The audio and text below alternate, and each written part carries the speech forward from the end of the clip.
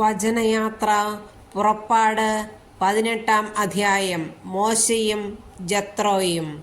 മോശയ്ക്കും അവൻ്റെ ജനമായ ഇസ്രായേലിനും വേണ്ടി ദൈവം എന്തെല്ലാം ചെയ്തുവെന്നും അവിടുന്ന് അവരെ ഈജിപ്തിൽ നിന്ന് എപ്രകാരം മോചിപ്പിച്ചുവെന്നും മിദിയാനിലെ പുരോഹിതനും മോശയുടെ അമ്മായിയപ്പനുമായ ജത്രോ കേട്ടറിഞ്ഞു. മോശ തൻ്റെ ഭാര്യ സിപ്പോറയെ തിരിച്ചയച്ചപ്പോൾ അവൻ്റെ അമ്മായിയപ്പൻ ജത്രോ അവളെയും അവളുടെ 2 പുത്രന്മാരെയും സ്വീകരിച്ചു. അവരിൽ ഒരുവൻ്റെ പേർ ഗർഷോം എന്നായിരുന്നു. കാരണം ഞാനൊരു പ്രവാസിയാകുന്നു എന്ന് പറഞ്ഞാണ് മോശ അവന് പേരിട്ടത്. അപരൻ്റെ പേർ എലിയേസർ എന്നായിരുന്നു. കാരണം എൻ്റെ പിതാവിൻ്റെ ദൈവമാണ് എൻ്റെ സഹായം.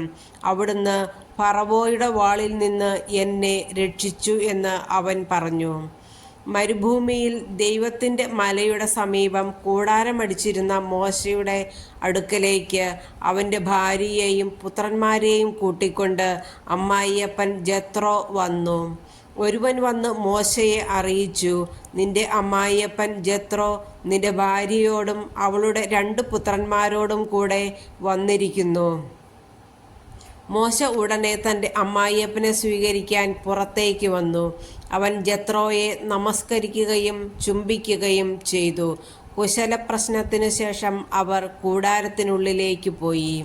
ഇസ്രായേൽക്കാർക്ക് വേണ്ടി ഫറവോയോടും ഈജിപ്തുകാരോടും കർത്താവ് ചെയ്ത കാര്യങ്ങളും വഴിയിൽ വെച്ച് തങ്ങൾക്ക് നേരിട്ട പ്രയാസങ്ങളും കർത്താവ് നൽകിയ സംരക്ഷണവുമെല്ലാം മോശ അമ്മായിയപ്പനോട് വിവരിച്ചു പറഞ്ഞു. കർത്താവ് ഈജിപ്തുകാരിൽ നിന്ന് ഇസ്രായേലിനെ മോചിപ്പിച്ച് അവർക്ക് ചെയ്ത നിരവധി നന്മകളെക്കുറിച്ച് ജത്രോ ആഹ്ലാദിച്ചു. അവൻ പറഞ്ഞു, ഈജിപ്തുകാരിൽ നിന്നും ഫറവോയിൽ നിന്നും നിങ്ങളെ രക്ഷിച്ച കർത്താവ് വാഴ്ത്തപ്പെട്ടവനാകുന്നു. കർത്താവ് സകല ദേവന്മാരെയും കാൾ വലിയവനാണെന്ന് ഇപ്പോൾ ഞാൻ മനസ്സിലാക്കുന്നു.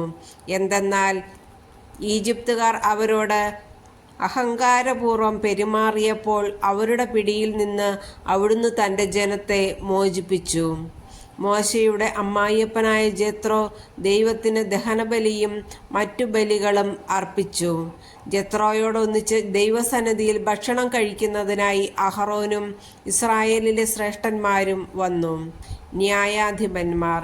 പിറ്റേ ദിവസം മോശ ജനത്തിൻ്റെ തർക്കങ്ങൾ തീർക്കാൻ ഉപവിഷ്ടനായി. പ്രഭാതം മുതൽ പ്രദോഷം വരെ ജനങ്ങൾ മോശയുടെ ചുറ്റും കൂടി നിന്നു. മോശ തൻ്റെ ജനത്തിനു വേണ്ടി ചെയ്യുന്നതെല്ലാം കണ്ടപ്പോൾ അമ്മായിയപ്പനായ ജത്രോ അവനോട് ചോദിച്ചു, നീ ജനത്തിനു വേണ്ടി ചെയ്യുന്നതെന്താണ്?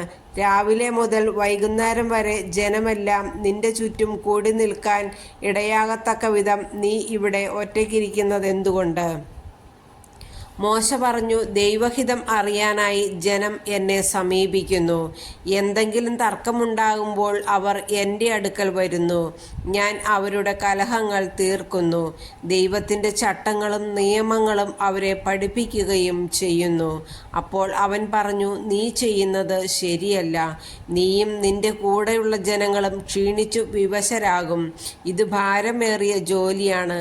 തനിയെ ഇത് ചെയ്യാൻ നിനക്ക് സാധിക്കുകയില്ല. ഞാൻ പറയുന്നത് കേൾക്കുക. ഞാൻ നിനക്കൊരു ഉപദേശം നൽകാം. ദൈവം നിന്നോടുകൂടെ ഉണ്ടായിരിക്കട്ടെ. നീ ദൈവത്തിൻ്റെ മുൻപിൽ ജനങ്ങളുടെ പ്രതിനിധിയായിരിക്കണം. അവരുടെ തർക്കങ്ങൾ അവിടുത്തെ അറിയിക്കണം.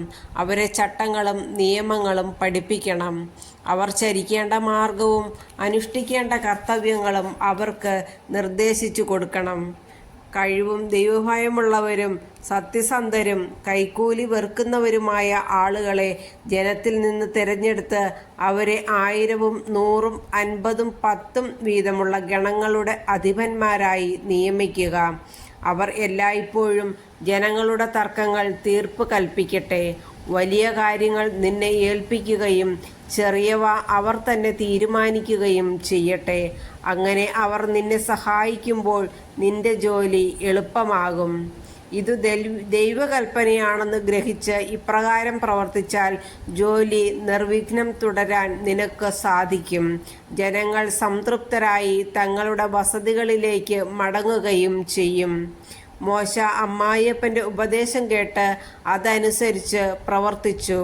മോശ ഇസ്രായേൽക്കാരിൽ നിന്ന് സമർത്ഥരായ ആളുകളെ തിരഞ്ഞെടുത്ത് 1000-ഉം 100-ഉം 50-ഉം 10-ഉം വീതമുള്ള ഗണങ്ങളുടെ മേൽ അവരെ അധിപന്മാരായി നിയമിച്ചു. അവർ എല്ലായ്പ്പോഴും ജനങ്ങളുടെ ഇടയിൽ നീതി നടത്തി. സുപ്രധാനമായ കാര്യങ്ങൾ മോശയെ ഏൽപ്പിച്ചു, ചെറിയ കാര്യങ്ങൾ അവർ തന്നെ തീരുമാനിച്ചു. അനന്തരം മോശ അമ്മായിയപ്പനെ യാത്രയാക്കി അവർ സ്വന്തം നാട്ടിലേക്ക് മടങ്ങി.